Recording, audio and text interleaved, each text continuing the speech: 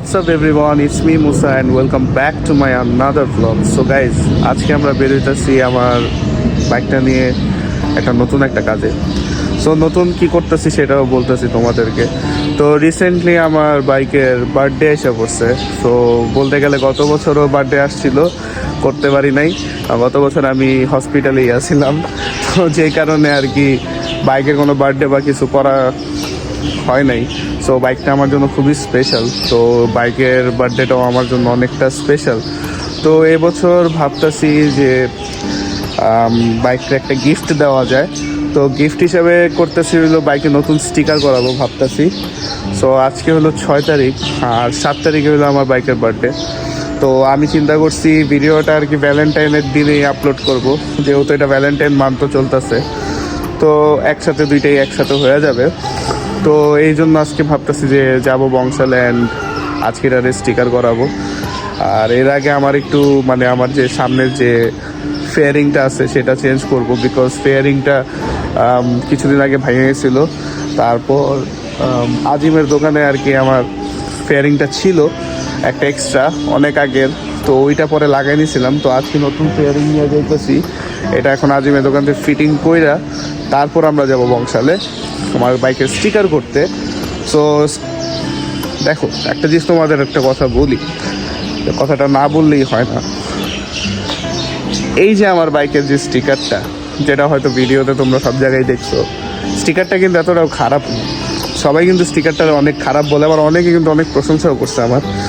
তো বিষয়টা হইলো, জিনিসটা হইলো আমার পছন্দ। সো আমি কি করব না করবো এটা আমার ব্যক্তিগত ব্যাপার, এ ব্যাপারে কারো কোনো কথা বলার কোনো রাইটস নাই।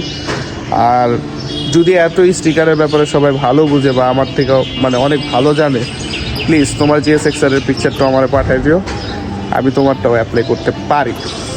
সো যাই হোক, তো এখন আমরা দেরি না করি, চলো বের হই। আর ভিডিওটা ভালো লাগলে আমার চ্যানেলে সাবস্ক্রাইব করে দিও, আর যারা এখনও এই ভিডিওটা লাইক করো নাই লাইক করে দিও। সো চলো আমরা আগে বের হই। তো গাইজ, এখন আমি চলে আসছি আজিমের দোকানে, আর এখানে আমার ফেয়ারিং খোলা হয়ে গেছে অ্যান্ড আমার লুকিং গ্লাসও খোলা হয়ে গেছে। তো এখন এগুলো ফিটিং করে আমার যেতে হবে বংশালে, বিকজ স্টিকার আমি বংশালে করাবো। সো চলো এখন আমরা এগুলো ফিটিং করে বংশালের দিকে যাই। তো এখন আমরা বংশালে অলরেডি চলে আসছি, আর এখন আমার বাইকের থেকে সব স্টিকার উঠানো হয়ে গেছে, এখন পুরো স্টক স্টিকার হয়ে গেছে। তো এখন বাইকটাকে ভিতরে ঢোকানো হইলো, আর এখন আমি ডিসাইড করতেছি কি কালার মারবো। অ্যান্ড এখানে আমি ডিসাইড করে ফেলছি যে আমি ব্লু কালার মারবো বাইকের মধ্যে।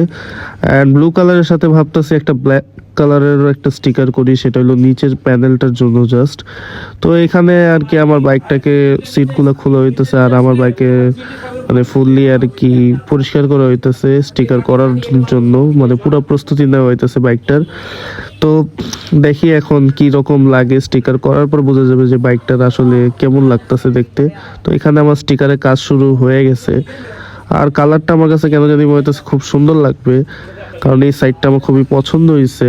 তো বাকিটা পুরো কাজ করলে বোঝা যাবে যে বাইকটা কিরকম লাগতেছে বা কিরকম হয়েছে স্টিকারটা।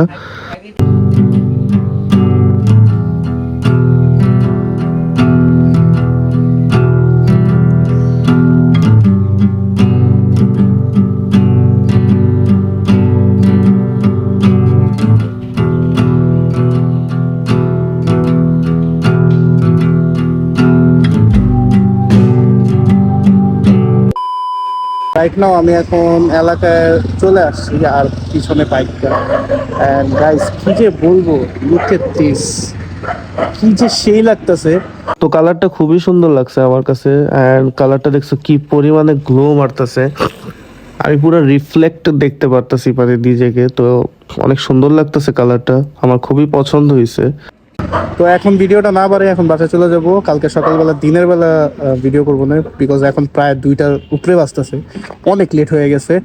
সো কথা না বাড়ে কালকে তোমাদের বাইকটা দেখাইতেছি দিনের বেলা কেমন লুক দিতেছে। সো চলো এখন আমরা বাসায় যাই অ্যান্ড কালকে দেখা হচ্ছে। The next day. তো গাইজ, ওয়েলকাম ব্যাক।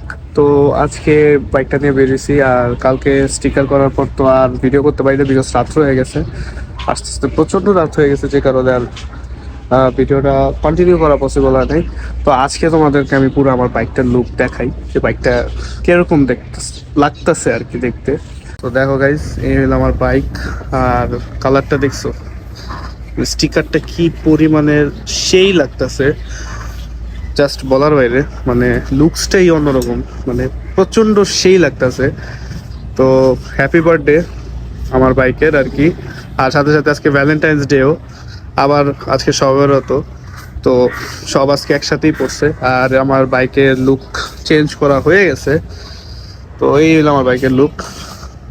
তারপর তোমাদের কিছু ভিডিও ফুটেজ দেখাইতেছি, বাইকের সিনেম্যাটিক কিছু শট দেখাইতেছি কেমন দেখায়। I would never wait for something to let it go to waste with everything at stake.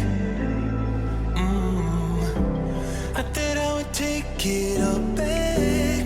I just wanna make this thing. Guys দেখলেই তো আমার বাইকের স্টিকারের সব কিছু প্রোগ্রেস দেখলে, আর বাইকের নতুন লুকটা তো তোমরা দেখলেই। সো এই হলো আমার বাইকের লুক চেঞ্জ করা হয়ে গেছে।